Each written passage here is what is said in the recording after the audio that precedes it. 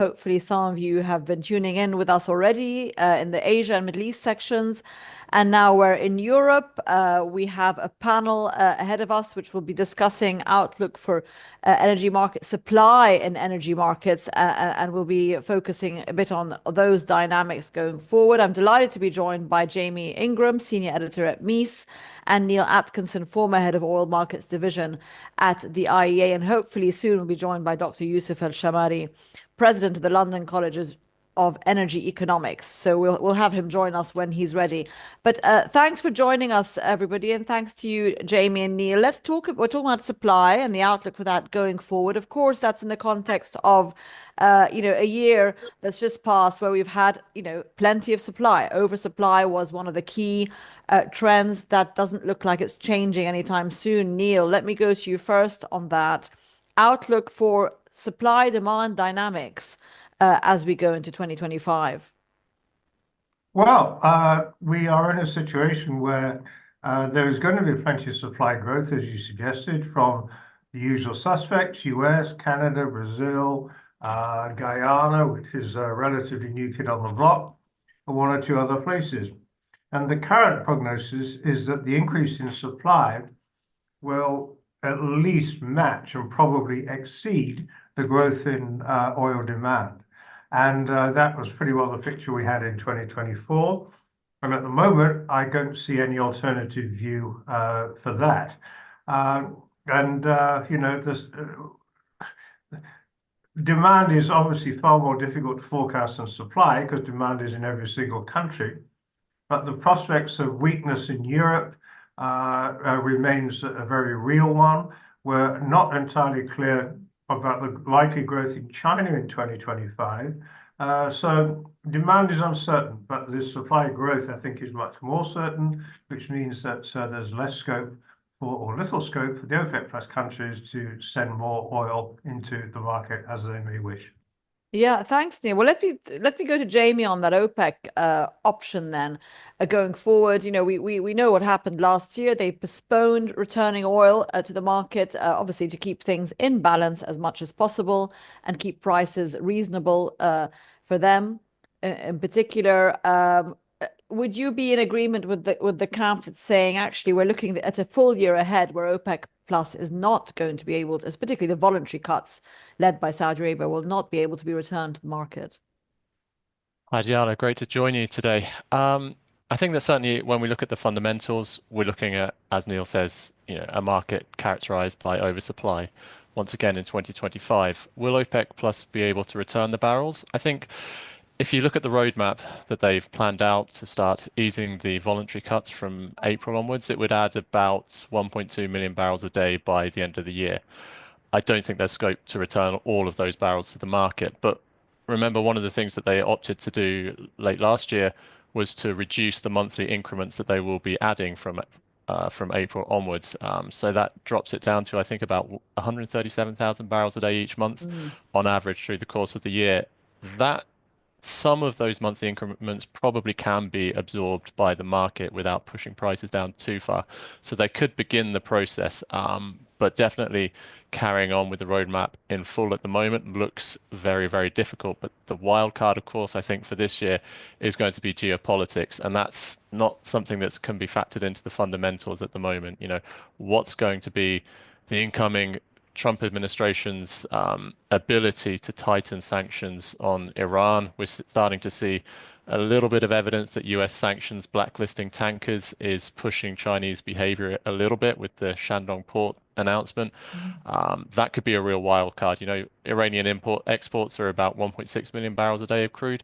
If a big chunk of that comes out of the market, then yes, OPEC can absolutely continue to, start the process and continue with it of adding barrels to the market again. Okay, thanks, Jamie. Yeah, Dr. Yousef, welcome. Let me go to you on that Iran point, because we had in our previous session as well, Iran is the big question mark, I think, geopolitically, especially with regards to US policy and how it's going to operate in the region here and influence things. But, even for the sake of argument, we had Iranian oil off the market, exports. We have plenty of spare capacity. So is it that which may push the market in a direction, or is it more the geopolitics of, okay, what could that mean in terms of relationships? I mean, we have 6 million barrels a day of OPEC plus oil off the market, so we can afford to have a demand growth and Iranian oil off the market for a short period of time, at least, without an impact on prices. Would you agree? Well, I think definitely here I want to question President Trump's ability to uh, have more pressure on the Iranian oil, taking it off the markets. I believe Goldman Sachs has published a recent forecast expecting 300 barrels from Iran crude to be off the markets this year. So there are many importers, I believe, in Asia who would refrain from importing Iranian crude. I believe now, being China being be, one of them. well, I'm not sure if it's going to be China, but definitely India and many other Asians, many other importers. But the question here is that, well, with that Iranian crude being taken off the market, President Trump is planning to incentivize production nationally. So we're expecting something like 500,000 or more of production from the United States. There has been a recent statement from the Treasury that they're expecting to add 3 million barrels of oil equivalent. So that's including oil and gas. So let's say about 500,000 barrels of oil, and the remaining of that will be equivalent of that will be natural gas. So, the question here is that Iranian production taking off the market, there will be definitely some other replacement for that, whether it's from the U.S. or maybe if OPEC Plus moves ahead with its policy this year, although I doubt they will be bringing back the barrels as soon as April, maybe until at least half of this year, because the question here is markets oversupply, and I believe Neil and Jimmy have pointed out that there is definitely worries of oversupply. But still here, we also need to see how the compliance will play out, because if the compliance improves, then that means even if they increase production, that will cancel out. And I don't think they will see a major impact on markets. So I think Iran is a big factor, but there will definitely be other replacements for that. Well, let's talk about compliance. Neil, let me go back to you with that. I mean, compliance is one thing, compliance by the countries who haven't been even able to produce what they were set as quotas. And of course, overproduction by one or two. And then you've got the whole internal agreement of, well, the UAE was going to be bringing on more and agreed not to, again, to pause that extra export despite its increased capacity. How long can OPEC Plus as a group continue to kind of hold certain members back or forward, as the case may be, as we enter a more sort of, I suppose, pressured, bearish market for those producers? Well, I don't think there's any such thing as a long-term strategy. In fact, I don't even think there's a medium-term strategy. The strategy is to get through each quarter, half year as they go along, because they're not in a very strong position because of the big supply growth from other places and the slower than expected demand growth. So, they reached a deal with the UAE, which the UAE will probably honor. Iraq, obviously, needs to be reined in. There's no doubt about that. But that's being managed. And I don't place too much stress on this issue of compliance because, at current prices, which have risen a little bit in the last few days, it's a fairly comfortable place for the producers. And I don't think they're going to spend too much time in coming months arguing amongst themselves about who wasn't able to produce enough, i.e. the African producers, and who's produced a bit too much, i.e. Iraq. I think they'll leave well alone. Okay, thanks, Neil. Jamie, let's talk a bit about non-OPEC production again. I mean, Dr. Yousef was talking about US production, I mean, liquids, gas, NGLs, etc., and oil. Would you be in agreement that, I mean, Trump is a obviously, production president, and will be. But do we see much room for more US production? A lot of people last year were saying, regardless of policy, the corporate side of the US upstream sector has its own reasons for keeping things steady and obviously looking at its profits and shareholder returns. Do you see that making much of an indent into supply the year ahead? To be honest with you, not that much of an impact from Trump on that level. You know, if you look at the supply trajectory from the US, irrespective of administration, it's been up for more than a decade now. You know, okay, there was obviously, you know, drops around 2015, 16 when prices fell, and again in the COVID era. But outside of that, it's been strictly up, regardless of whether it's a Democrat or a Republican sitting in the Oval Office. Yes, Trump can have an impact maybe longer term if he opens up new acreage for exploration, for drilling. That could enable US supply production plateau to remain at a higher level for longer. But for the near-term dynamics, no, I don't really see the Trump administration having any impact whatsoever on US domestic production. You know, generally speaking, we're seeing kind of maybe 300,000 barrels a day, additional liquids, 400,000 possibly. From there, you know, the crude situation, crude oil is plateauing somewhat, but NGLs is really where the growth is within the US.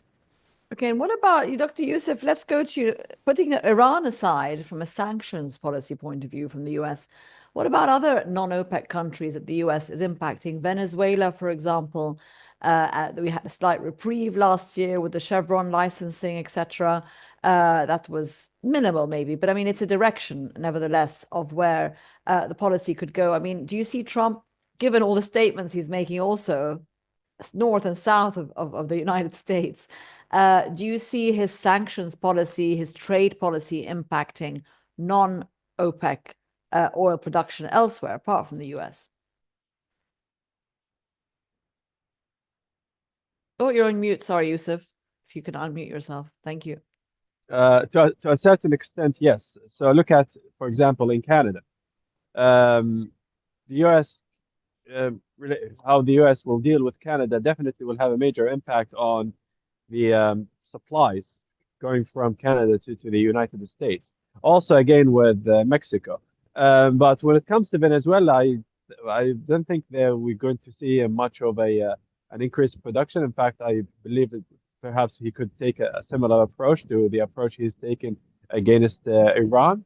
I think also, but on the other hand, that's on the supply side. On the demand side, I think he could be quite bearish, because if we're going to see tariffs imposed on China, Europe, and any other economies, as he's pledging, of course, for what he wants, and whatever deal he wants from these economies, then that could impact on the global demand and also consequently on oil prices.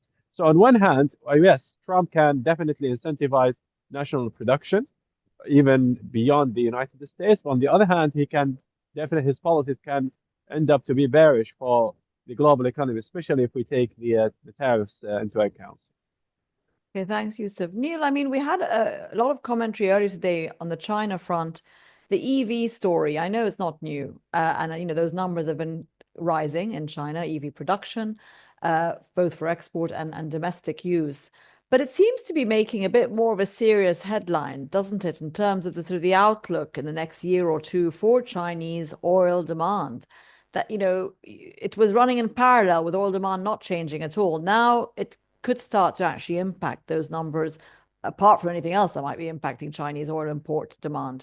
Would you agree with that? I mean, are those figures perhaps in question that are coming out of China?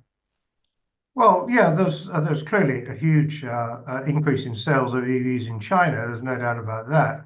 But still, the overwhelming majority of cars on the road in China are not EVs. And people are still buying internal combustion engine vehicles. So far, the loss, when EVs start to directly replace internal combustion engine vehicles, as opposed to adding to the overall vehicle park, that's when you will see a big impact on Chinese demand, particularly for gasoline.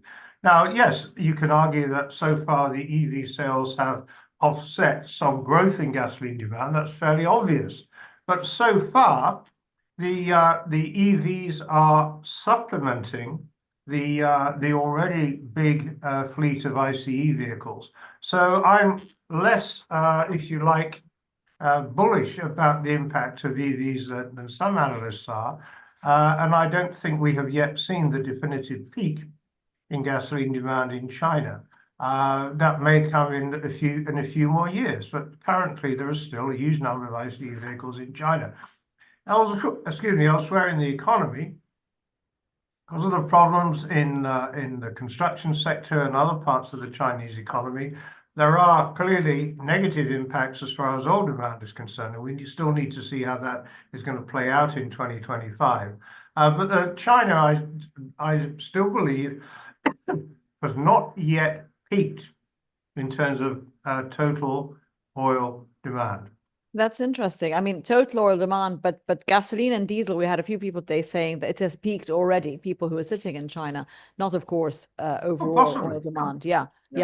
I mean, due to the sort of sector specific demand that comes for those different products. Jamie, let's talk a bit about Gulf producers in terms of supply, but also their viewpoint on, they're facing a China that's sort of got a weakening demand, although it's still relatively strong, obviously, to other consumers. And also they've got their own sort of transition policies, haven't they? And commitments. And, investing in technologies like CCS. But, obviously their primary revenue source is still oil and gas, one or two of them. How do you think Gulf OPEC producers or Gulf oil producers are going to be going forward, managing this weaker China demand sort of security, if you like, for them, coupled with their energy transition expenditures? Where do you see their priorities will lie effectively in terms of investment? Well, I think on the supply side within the Gulf, one of the most interesting developments that we're going to see towards the end of this year will be the startup in Saudi Arabia of the Jafurah Basin unconventional gas development. It gets spoken about as a gas development, but it has vast quantities of liquids that are going to be produced on the sides of that, ethane, NGLs, condensate, and these are not going to be subject to OPEC plus production cuts. So that is a big volume that can be produced irrespective of what OPEC plus does. It will just be small amounts at the end of this year, but ramping up by the end of the decade to something like 400,000 barrels a day of condensate alone. I think no more than 500,000 barrels a day of condensate and NGLs. I think and 400 million CFD of ethane. And what this does is it actually tallies quite nicely with where you see the demand growth in China, within China. Yes, perhaps overall oil demand in China has peaked, is going to peak soon, or is going to plateau. But it's petchems that we're going to see driving forward any more growth and offsetting demands from gasoline and road transport fuels. So that's where the liquids that come from Jafurah Basin, projects like that are going to be very valuable. We're also seeing Aramco start to pick up assets in Chinese refineries that they're integrating petrochemicals facilities into. So they're really trying to tie together the whole supply chain there, as it were. And then also from Qatar, again, it's big LNG plant. New expansion plants are going to come online possibly the end of this year, the first train, but more likely that's a 2026, 2027 project timeline. And we're going to see another 500,000 barrels a day or so of condensate coming out of those projects. So a lot of light barrels are going to come onto the market from those two. But obviously, people often talk about the Gulf as a homogenous group. Even within the GCC, there's very different strategies. If we look at Kuwait, they've invested in the refinery in Oman. They've expanded their own domestic refining capacity. They've also got investments in a refining capacity in Vietnam. The amount of crude oil that they are actually exporting and that is available on the market that's not tied into KPC refineries is pretty minimal. So they're managing to reduce their exposure to the potential downside risks from China quite nicely in that way. And the UAE, of course, is just going gangbusters in expanding wherever they can, really. But what they and Saudi Arabia are particularly good at is marketing the low carbon nature of their hydrocarbons. The UAE has been very good at bringing online nuclear and solar electricity capacity that they're using to decarbonize their industrial base, including ADNOC oil production. They're starting to sequester carbon. We're really going to see a big push in the years ahead, I think, for them saying, look, if oil and gas is going to remain a key part of the global energy mix, and in order to reduce the carbon footprint, we are where you need to come to buy the cleanest barrels available. Very clever investments there. I think we've lost Dr. Yousef. So until we get him back, I wanted to. On the UAE point, if you Yeah. want, just to add in there, just to supplement what Jamie said, I've written elsewhere about my theories about the UAE and ADNOC in particular, which is showing all the signs of following the path we saw from Petroles to Venezuela in the 1990s, when it had huge plans to increase capacity all the way along the oil and gas value chain, thwarted eventually by Chavez, of course. But the point, it was becoming increasingly active almost as an international oil company. And I think ADNOC is doing the same thing. And Jamie's absolutely right to say that they are positioning themselves for the long term. They're obviously into trading now as well as purely the manufacturing side. And not in 2025, but possibly beyond, depending on the market conditions, the role of the UAE within OPEC is going to come into question. Okay, well, thanks for that, Neil. You're back with us, Yousef. How are Yeah, you? yeah, You're just back. sorry. Can you hear me? I wanted to, Yeah. thanks to that, Neil. I wanted to, I don't know if you heard the last couple of comments, but just to touch on Iraq, because we mentioned it in the opening comments in terms of within the OPEC plus group. Clearly, that's been one of the compliance issues, let's say, and perhaps for understandable reasons.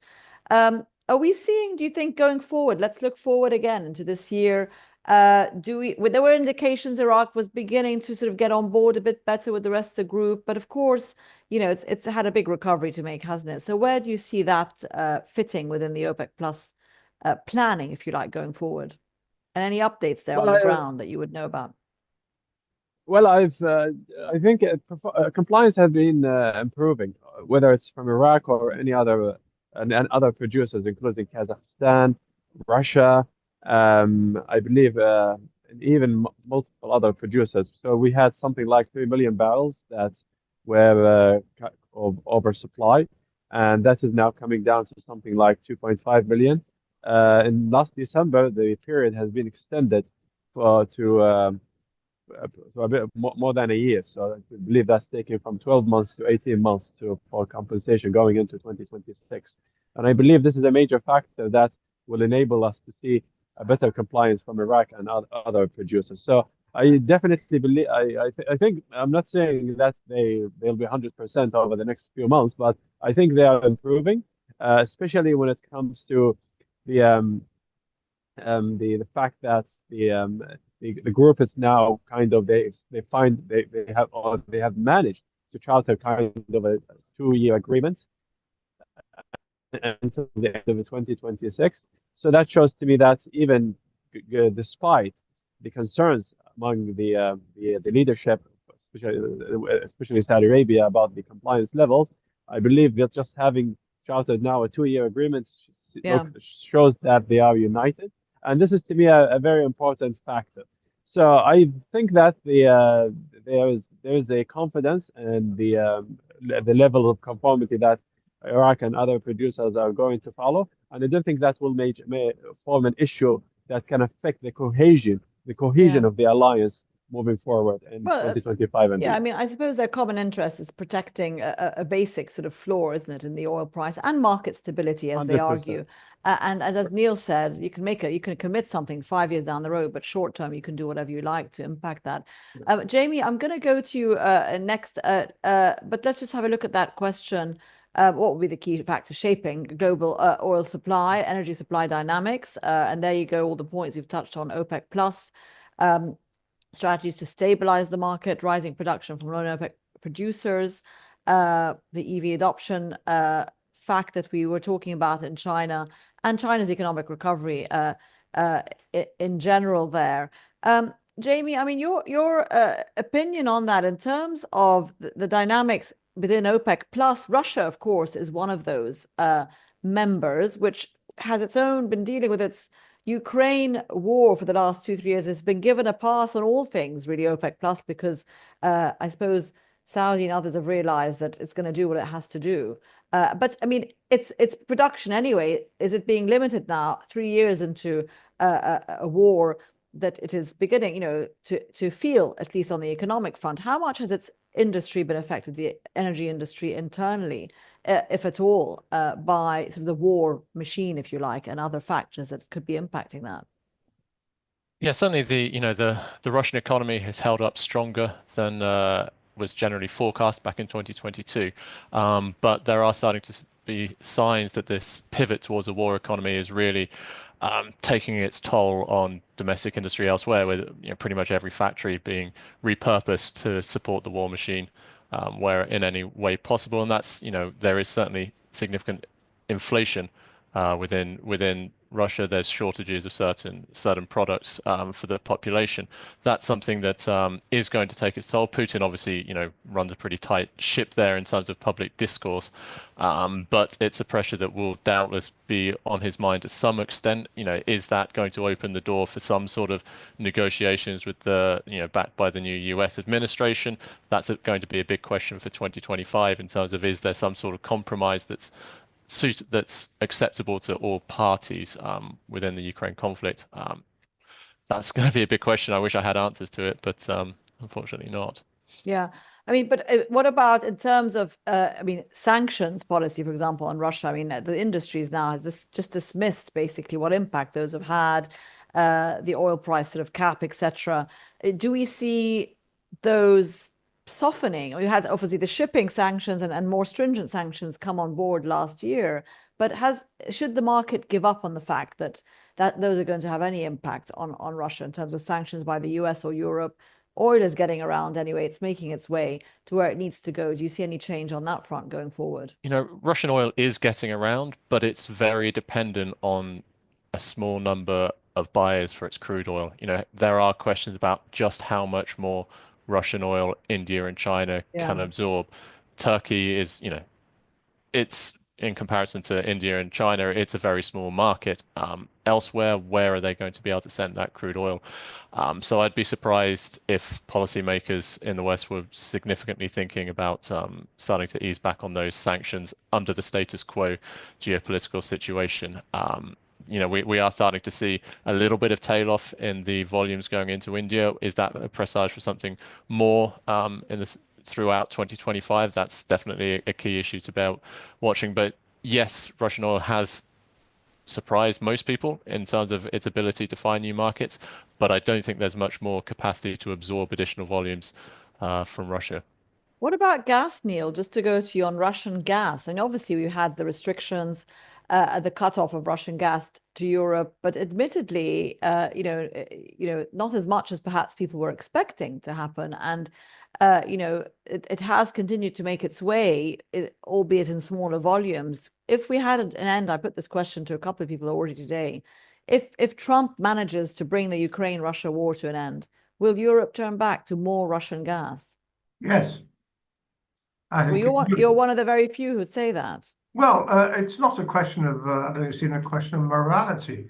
If, there is an end to the conflict, although quite what that will look like, I really don't know. But if, for the sake of argument, there is no more shooting and sanctions are eased and Russian gas is available to European buyers or indeed anybody else, I think they will start to take quantities, whether they want to or not. The fact that it is convenient and would be relatively cheap and, to some extent reliable. So the idea that, that if the conflict ends and doesn't look as likely to resume, Europe is going to continue to maintain this moral stance, I find it very hard to believe. Yousef, let's go to you to close off the session for us. We've touched on Russian gas. Just give us your take also on US LNG gas. We have the US session, the American session coming up a bit in an hour or so, and we'll be touching on that specifically. But again, ambitious plans. LNG now in the US is the largest LNG exporter in the world, overtaking Qatar for the last 2-3 years. And more ambitious plans, obviously being backed by the Trump administration. How do you see that supply also impacting global markets, and how may it impact, Gulf suppliers, countries like Qatar, who are obviously a big LNG supplier? Is there enough demand out there for that? You're on mute again, Yousef. Sorry. Well, it's quite crucial for the U.S. not to play that role because, as you know, since the Russian-Ukrainian war, Europe has been Norway, Canada, Algeria, and for over medium and over the short and medium term, there is no other alternative suppliers. If you'll be talking about the over dependence on Russian gas over the past several decades. So I think definitely President Trump policy to promote the national production of hydrocarbons, including of course natural gas and LNG, is quite crucial and definitely will find the market. When you talk about prices, I think also we need more investments on that side, especially on building terminals, liquefaction terminals, and in Europe that can absorb the capacity, or they would provide the capacity needed to meet the current demand. Just look at the stocks in the EU this year. They have the withdrawal of LNG stocks, of gas stocks actually, fell much faster than its level same time last year, just due to the weather. Significant drop. Yeah, weather conditions, of course. So I definitely think that the U.S. playing an important role of LNG as energy supply is quite important here. Also, there's one statement that President Trump has mentioned, and I'm not sure if this is quite accurate, but he was calling for more imports from the EU for the U.S. Oil and gas. But already the EU, the largest supplier actually of gas to the EU now, is actually the United States. So I'm not sure how high he wanted to go, but definitely. But definitely, I think it has an important role to play given the lack of support. When it comes to Qatar may not commit to the EU markets because they have their Asian customers. And look at just a few weeks ago when the Qatari energy minister mentioned that if the EU wants to scrutinize our environmental and other issues, when it comes to its imports, we will just stop selling gas to them. And so I don't think Qatar is actually its biggest customer is actually Europe. They have major customers in Asia with whom they have very long-term agreements. So I think the US here is an important player. Yeah, and Asia is the growing market, of course. But yes, we'll see how that dynamic unfolds, especially if Trump manages to bring the Russia-Ukraine war to an end, as he has pledged to do. Thank you so much. I'm afraid we've actually gone over time, but thank you to Dr. Yousef and to Neil and to Jamie for joining us on this session.